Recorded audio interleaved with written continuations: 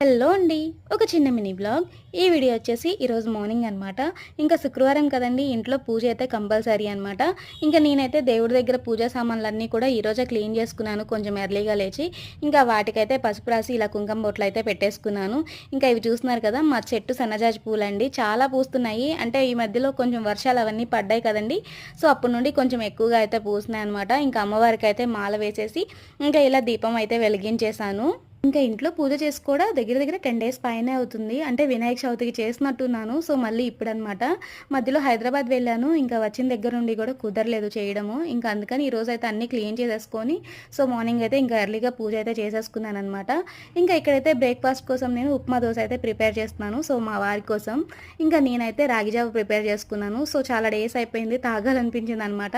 ఇంక అందుకని ప్రిపేర్ చేసుకున్నాను. మరి మీరేం బ్రేక్‌ఫాస్ట్ చేశారో కామెంట్ చేసేయండి. వీడియో నచ్చితే ప్లీజ్ సబ్స్క్రైబ్. బాయ్.